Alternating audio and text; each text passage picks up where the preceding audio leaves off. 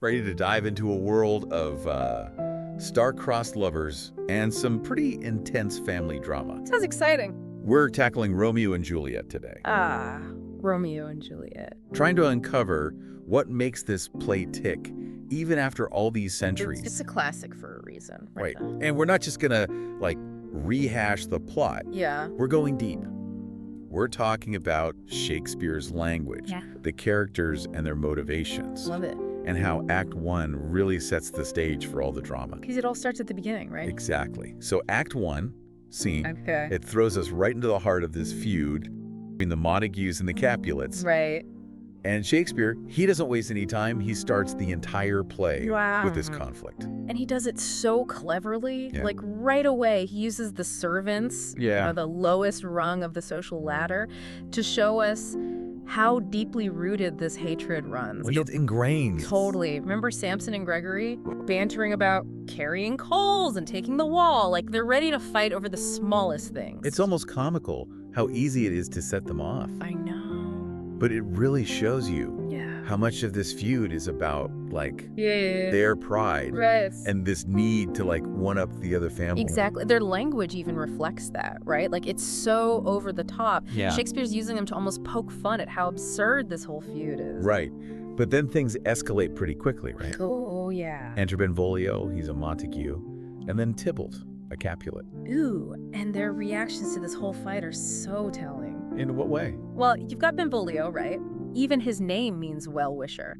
He tries to keep the peace. Okay. But Tybalt, he's a whole other story. He's like, I would sooner kiss the plague than touch a Montague. He is ready to explode. He's a firecracker. It's brilliant how Shakespeare uses these totally opposite personalities to just turn up the heat on this conflict. Because Benvolio is so calm, it seems to make Tybalt even angrier. So it's like adding fuel to the fire. Totally. And it really underscores how deep this hatred runs between the families. But it also gives us a glimpse, I think, of the roles these characters might play as the story unfolds. Oh, interesting. How so? Well, will Benvolio's peacemaking be enough? Or will Tybalt's temper be what actually sparks the tragedy? That's a good question. It makes you think, right? Yeah, it does. But in the middle of all this chaos on the street, Shakespeare introduces this whole other layer to the story, Romeo's broken heart. Oh, yes, Romeo. Our lovesick Romeo. Right. His parents are worried because he's shut himself away, totally wallowing in misery. Yeah, and Shakespeare's descriptions, they're so vivid. Romeo's own father says that he's bit with an envious worm, and he's hiding his beauty from the sun. It's incredible, isn't it, how even when Shakespeare's describing sadness, he uses these powerful images from nature. Yeah. Like the envious worm. What do you think that suggests? Some kind of consuming jealousy. Right. Maybe he's jealous of other people who have the happiness he wants. It makes sense. And hiding his beauty from the sun, that tells us he's withdrawn. Yeah. But it also hints that maybe Romeo likes to, wallow a little bit. A little dramatic. Maybe just a tad. He feels everything so intensely. Definitely. Well, it makes you wonder what's causing him so much pain. And that's when we find out about Rosalind. The object of Romeo's affection. Who, unfortunately for him, does not feel the same way. Ouch. And Romeo, being Romeo, is completely lovesick. Head over heels. He's all out of her favor where I'm in love. And his language becomes so like a conflicted heavy lightness, bright smoke. Those oxymorons, those contradictions, Yeah. they perfectly capture the chaos he's feeling inside. He's overwhelmed, confused, Yeah. just lost in those first pangs of love. So Romeo's basically primed for a love that will just consume him completely. Right, like his heart's ready to latch on to something powerful. And that brings us to the Capulets' feast. Oh, yeah. This is a big turning point. It's huge. Just remember, Romeo was all like, there's no love in this for me. Yeah. But then, what happens? Well, fate has a funny way of intervening, doesn't it? Yeah. Romeo's sworn enemies, the Capulets, they're throwing a party. Okay. And what does he decide to do? He goes. Does? Talk about walking into the lion's den. But there's something, I don't know, intriguing about it. Oh, absolutely. He's drawn to this danger, to this forbidden... To the unknown. Yeah. Is it just the hope of maybe catching a glimpse of Rosaline? Maybe. Or is there something deeper, like a premonition, that something big is about to happen? I think that's the beauty of Shakespeare, He drops these little hints, these Yeah. little seeds of foreshadowing, Okay. but he never reveals the whole picture at once. Keeps us guessing.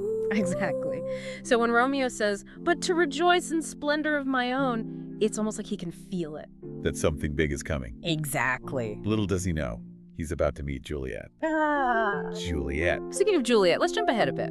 To that famous balcony scene. Oh, the balcony scene, Act 2, Scene 2. So iconic. Even if you haven't read the play, you probably know this scene. Right. It's like burned into our collective imaginations. Romeo pouring out his heart, Juliet leaning from her balcony. Bathed in moonlight. The classic image of romance. It's magical. But if you really look closely, Yeah. Shakespeare is using light and shadow Yes. to create this atmosphere. To build that tension, that feeling that something could go wrong. Because their love is unfolding against this backdrop of hatred and feuding. Exactly. It's like Shakespeare is reminding us that danger is always lurking. Their love is threatened even as it starts. And Juliet, as young as she is, she senses the risk. She does. Oh, yeah. She even questions how fast their love is moving. Oh, right. She wants it to be honorable. She wants it to last, to mean something. Right. And then there's that line too, like the lightning. Oh, it's beautiful, but it's also ominous. In what way? Well, lightning is fleeting, right? It's powerful, it can illuminate, but it can also destroy. Oh, so she's foreshadowing. Yeah. It's like she's sensing that their passion, as strong as it is, Yeah. it might burn out just as quickly. Oh, that's heartbreaking. And then, of course, tragedy strikes, fueled by the anger all around him. Oh, no. Romeo kills Tybalt. Tybalt? But Tybalt is Juliet's cousin. Exactly. It's a turning point in the play. There's no going back from this. And everything changes in that moment. Romeo is banished from Verona. Juliet is devastated. Their love was already challenged by their family's hatred, and now this. Now they're being torn apart. It's just, wow, Shakespeare doesn't hold back. Juliet's reaction to everything is just gut-wrenching. Oh, it's heart-wrenching. Remember what she says. Oh, serpent heart, hid with a flowering face. It's such a powerful image, that contrast. She's trying to reconcile the Romeo she knows. The Romeo who writes her poetry. Exactly. With the Romeo who could commit such a violent act. And she's just devastated. Completely. Yeah. And who does she turn to for help? Friar Lawrence. Of course, the one person she trusts. And the friar, he comes up with this plan. But it's a risky one, right? Giving Juliet a potion to make her seem dead. It's a desperate plan for a desperate situation. I mean, it seems crazy to us. Right. But remember, back then, potions and herbs, they were seen as powerful things. So it made sense in that world. Exactly. People believed in their power. So when Juliet makes the decision to drink the potion, It's terrifying, but it's also believable for that time. because she's putting her life in the friar's hands. Then unknowingly, setting the stage for the final tragedy. Because Romeo, he's in the dark. He doesn't know about the friar's plan at all. Oh man, can you imagine getting that news?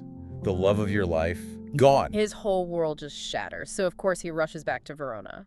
To be with Juliet, even in death, it's all one big misunderstanding. It really makes you think about the power of communication, or the lack thereof. Right. If only Romeo had waited.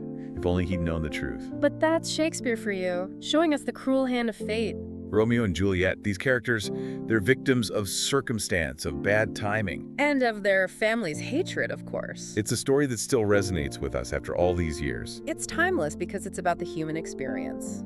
Love, loss, family, fate. Even though it's set centuries ago, haven't we all felt those same things? Yeah. Heartbreak, pressure from our families, the fear of making the wrong choice? Exactly. And that's why Romeo and Juliet remains such a powerful tragedy. It reflects our own lives back at us. It's about the potential for both great love and devastating loss. Shakespeare really makes you think.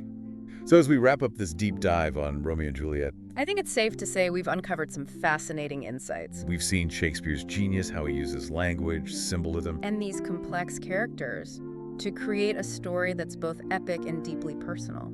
So whether you're a seasoned Shakespeare fan or a newcomer to the play, Keep those questions in mind. about love, about fate, about the choices we make because they're still relevant today. Just as powerful as they were centuries ago.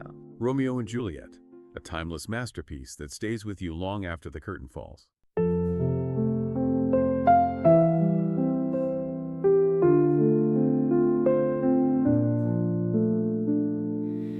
In your eyes, a world so clear, love unspoken, drawing near, whispers in the midnight air, hearts entwined without a care, with we fall, bound together through it all. Romeo and Juliet, stars above, a timeless tale of endless love. In your arms I find my peace, a love that never will cease. Moonlit skies, your hand in mine, fate has woven every line. In the silence we remain, together through joy and pain. With every touch we softly fall, bound together through it all.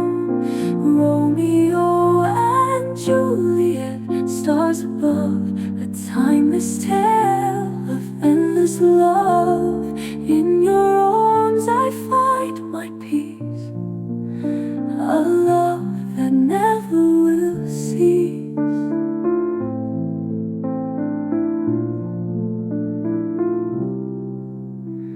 Moonlit skies, your hand in mine, fate has woven every line.